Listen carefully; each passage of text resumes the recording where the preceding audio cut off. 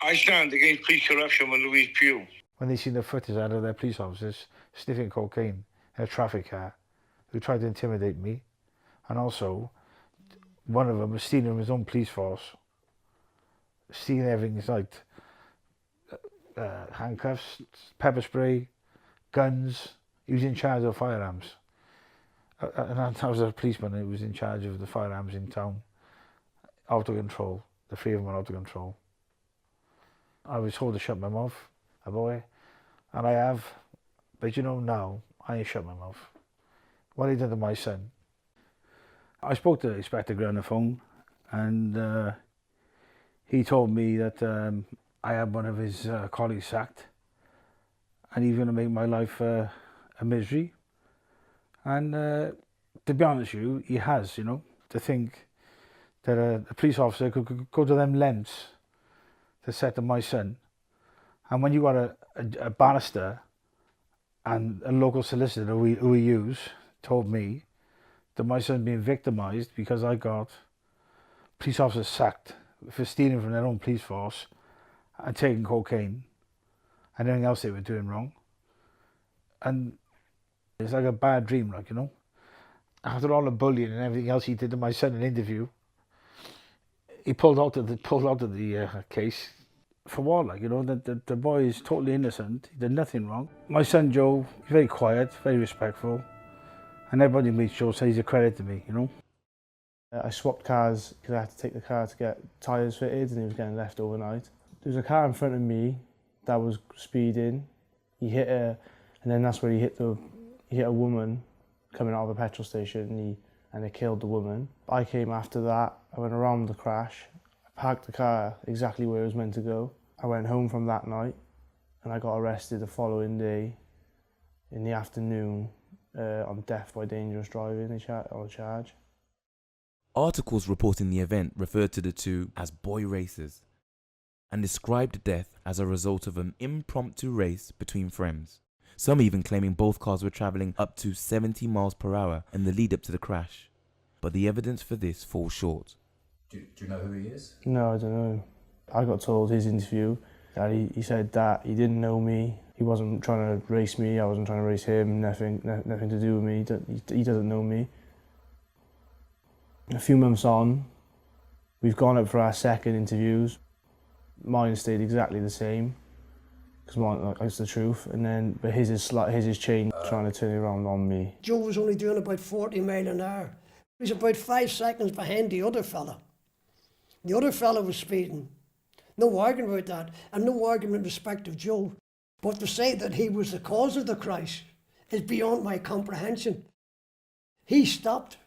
He slowed down, but by the time he got in that 5 seconds, if he'd have been doing 70 miles an hour, he wouldn't have been doing 10 miles an hour when he came to the crash site.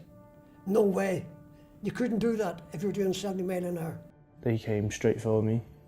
So it's as if someone said, the CCTV evidence proves I haven't caused anything, and I've still been charged.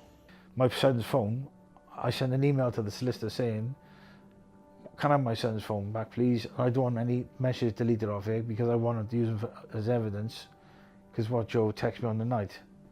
They deleted every message on my son's phone. Some of these were on drug charges waiting to go to trial, and I've been told 2 of them have walked as well. You know, and like I said, they even told the taxi driver what they're going to do, and they did it, and they were allowed to do it. But unfortunately for them, what they didn't realise is at the time they did it, they were being watched. Me and my brother went to meet up, but as we was in the process of meeting up, I heard it first, the Audi coming towards me. I didn't think nothing of it. I thought, oh, he's going so fast, innit? But literally like 5-10 seconds later, I heard a big bang. I've shouted up to my brother because he wasn't too far away. I said, quick, there's been an accident. So we both run down. There was someone in the car with the lady. There was kid stuff in the car and all that. So like that, straight away grabbed my heartstrings. Anyway, a couple of days goes by.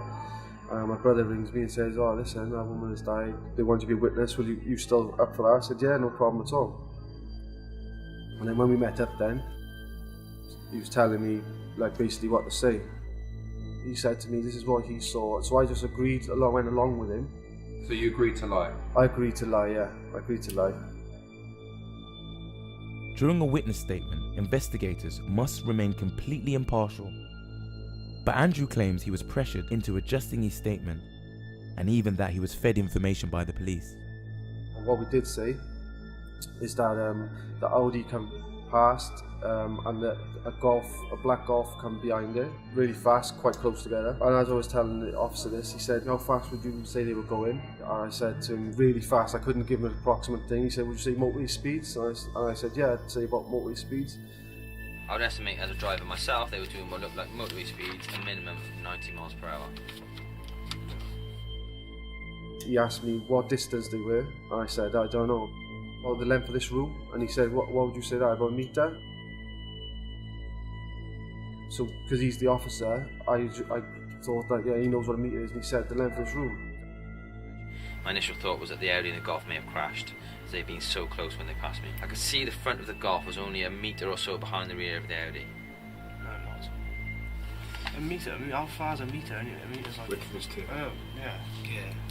No, not at all. He asked me, do I remember the registration? I didn't know the registration. He's like, stopped the interview there. He said to me, right, he said, what you got to think is, when you go in front of the prosecution, they'll put a lot of pressure on you, and if you don't get it right, he said, you could get into trouble. And he slipped me a piece of paper with the registration on. He said, would you say does that look familiar to you? I couldn't put an innocent man in prison. I didn't go to court because I got out because I knew it was the wrong thing to do. Like I said, the barrister told me your son's been victimised because of you. So how can I live with that? I have no doubts whatsoever that those CCTV cameras have already been doctored. They have definitely been doctored. And the sad thing is, it's the cops who decide what evidence is put forward. The cops decide which stuff to hide, etc. And we have no defence against that. Please will you sign Louise Pugh's petition?